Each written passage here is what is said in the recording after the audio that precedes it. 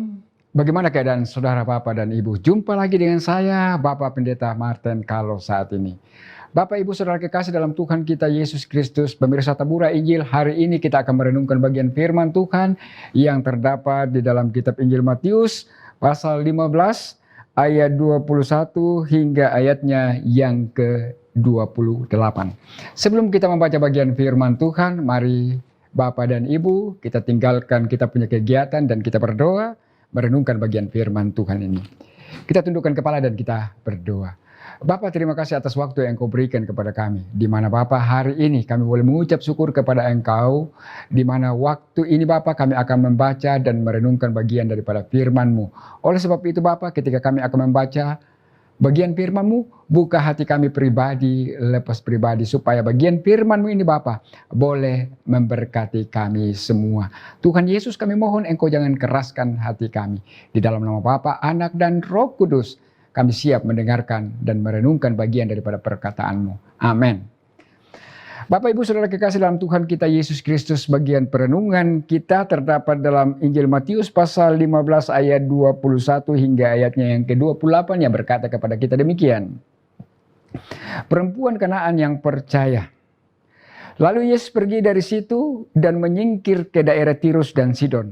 Maka datanglah seorang perempuan Kanaan dari daerah itu dan berseru, "Kasihanilah aku ya Tuhan, anak Daud, karena anakku perempuan kerasukan setan dan sangat menderita." Tetapi Yesus sama sekali tidak menjawabnya. Lalu murid-muridnya datang dan meminta kepadanya, "Suruhlah ia pergi." Ia mengikuti kita dengan berteriak-teriak.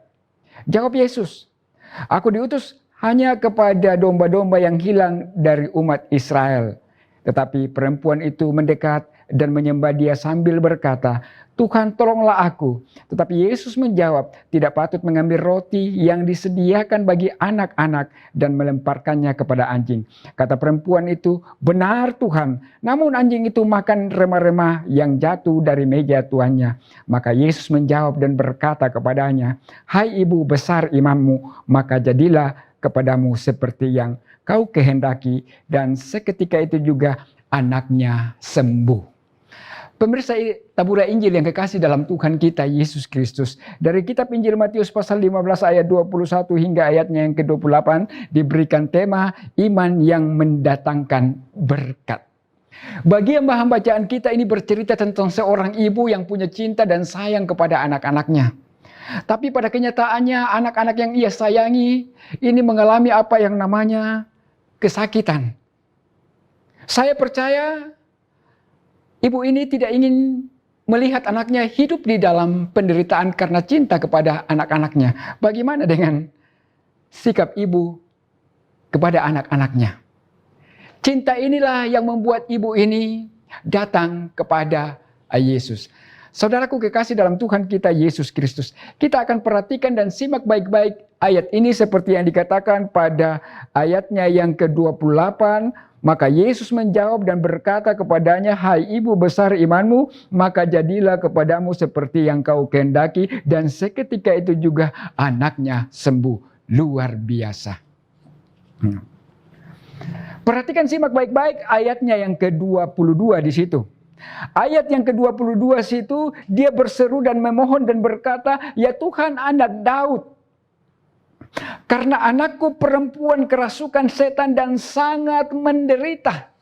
Perempuan ini datang sama Yesus. Alkitab mengatakan di situ, Yesus sama sekali tidak menjawabnya. Dan ini mau mengatakan kepada kita Bapak Ibu, permohonan dari perempuan ini dicuekin sama Tuhan. Atau istilahnya, Tuhan tidak menggubris permohonan dan permintaan daripada seorang perempuan. Boleh saya berkata bahwa Tuhan tidak berempati pada permohonan perempuan Kanaan ini. Karena tidak ada rasa empati daripada Tuhan Yesus, dan yang kita perhatikan dari bahan bacaannya, para murid. Yesus mengusirnya. Tapi sebelum para murid Yesus ini mengusirnya, Yesus berkata kepada perempuan itu, "Aku diutus hanya kepada domba-domba yang hilang dari umat Israel." Di sini Yesus mempertegas untuk siapa dia datang, yang artinya bahwa hanya untuk anak-anak Tuhan yang mengenal dia atau hanya untuk orang Israel. Apakah perempuan ini pergi? Atau apakah perempuan ini patah semangat ketika diusir oleh para murid? Apakah perempuan ini kecewa? Tidak. Alkitab mengatakan pada ayat 25, tetapi perempuan itu mendekat dan menyembah dia sambil berkata, "Tuhan, tolonglah aku."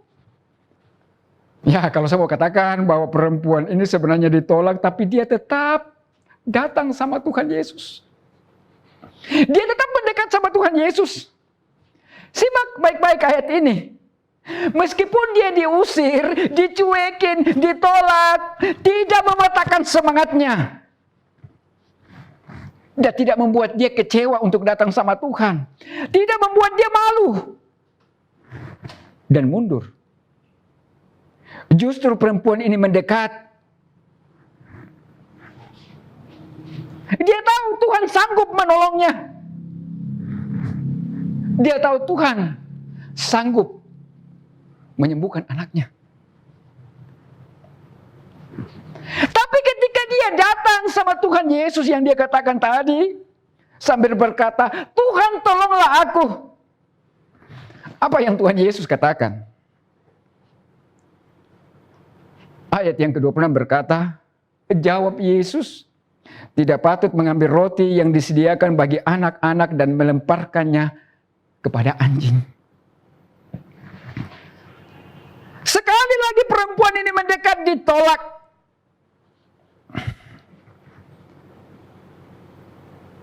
Dan dia dikatakan sebagai anjing. Simak baik-baik ayat ini. Yesus menolak dia karena wanita ini adalah wanita Kanaan. Dia bukan orang yang percaya kepada Tuhan Yesus. Tapi apakah perkataan Tuhan Yesus itu melemahkan dia sehingga dia pergi? Atau dia kecewa? Ataukah perkataan Tuhan Yesus ini mematahkan semangatnya sehingga dia mundur? Dari perkataan Tuhan Yesus. Mendengar perkataan Tuhan Yesus, perempuan ini justru berkata, "Benar Tuhan." Namun anjing itu makan remah-remah yang jatuh di meja tuannya.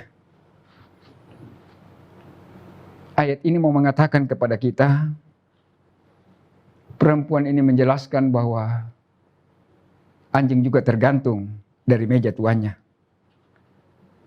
Dan anjing layak untuk makan dan hidup. Apa jawab Yesus kepada perempuan Sirofenesia atau wanita Kanaan ini?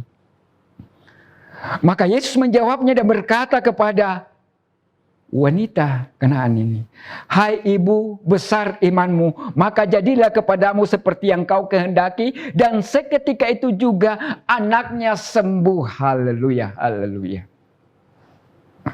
Pemirsa tabur Injil yang kekasih dalam Tuhan kita Yesus Kristus. Kisah ini membuat saya sangat takjub.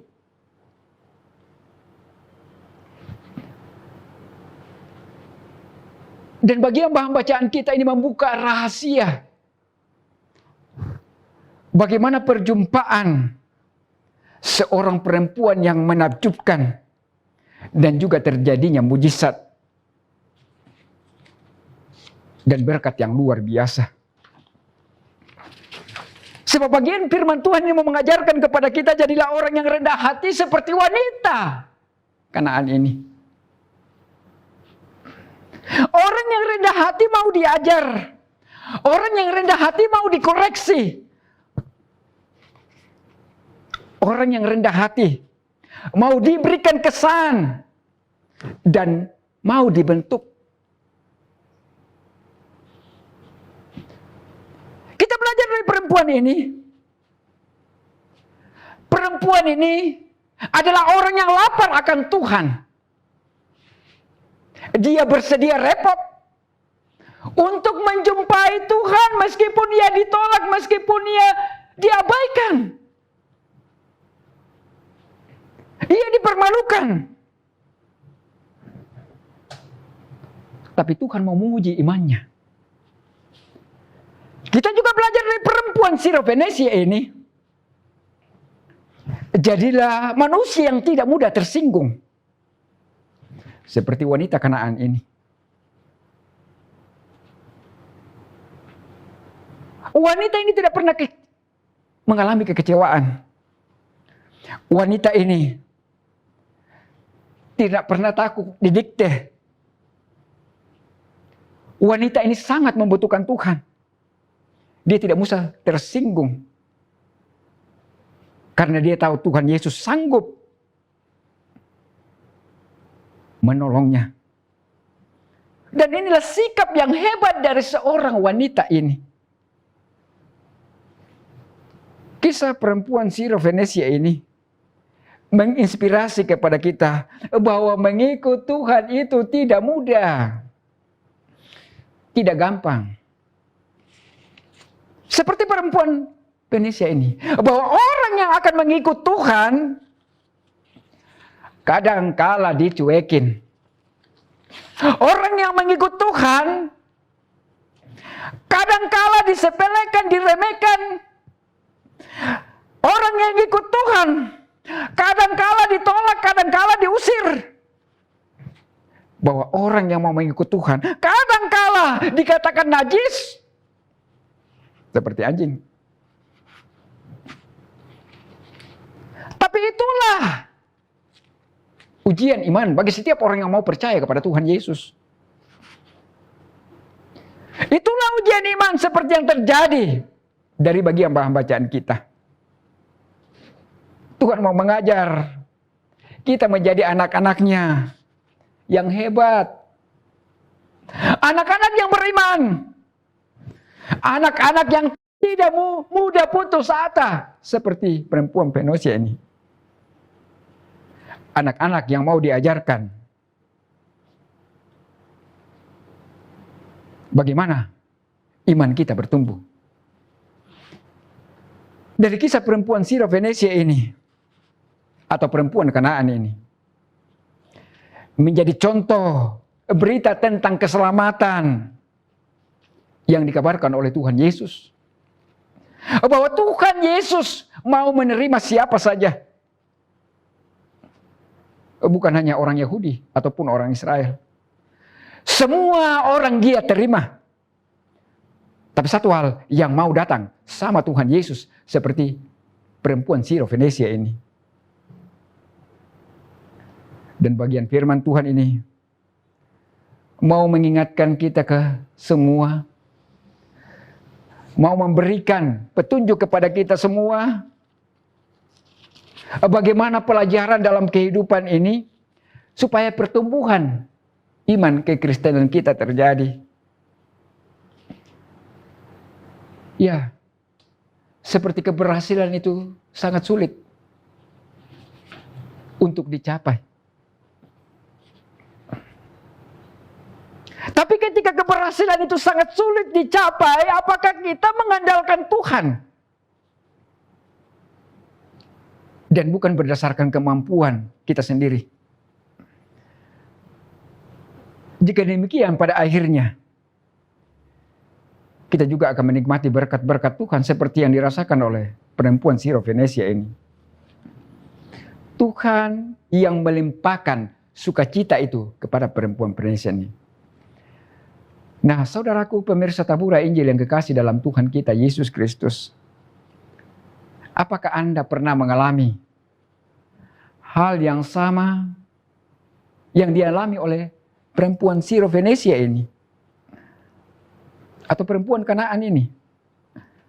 Atau adakah masalah persoalan dan pergumulan yang Anda hadapi dan belum dijawab oleh Tuhan dalam kehidupanmu? Yang pertama, Belajar dari perempuan Siro-Fenesia ini. Tetap mendekat dengan Yesus, jangan menjauh. Tetap bermohon kepada Yesus. Tetap percaya kepada Yesus. Tetap ikut Yesus. Dan tetap minta pertolongan dalam doa pada Yesus. Tapi tetap juga berseru kepada Yesus. Karena hanya dalam nama Yesus, semua persoalan pergumulan sakit penyakit, hanya Yesus yang sanggup menyelesaikan masalahmu. Hanya Yesus yang sanggup menolongmu. Dan hanya Yesus yang sanggup memberkatimu. Tuhan Yesus memberkati bagian firman-Nya. Amin. Mari kita tundukkan kepala atas bagian firman Tuhan ini. Kita berdoa. Bapa dalam surga, Bapa di dalam nama Tuhan Yesus. Terima kasih atas bagian firman-Mu. Materaikan itu di dalam hati kehidupan kami Tuhan Yesus. Kami belajar dari perempuan Siro-Fenesia ini. Bagaimana ia beriman dan percaya kepada Engkau. Ia datang kepada Engkau Bapa. Ia tidak malu.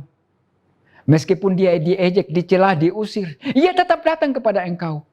Perempuan ini tidak kehilangan pengharapannya.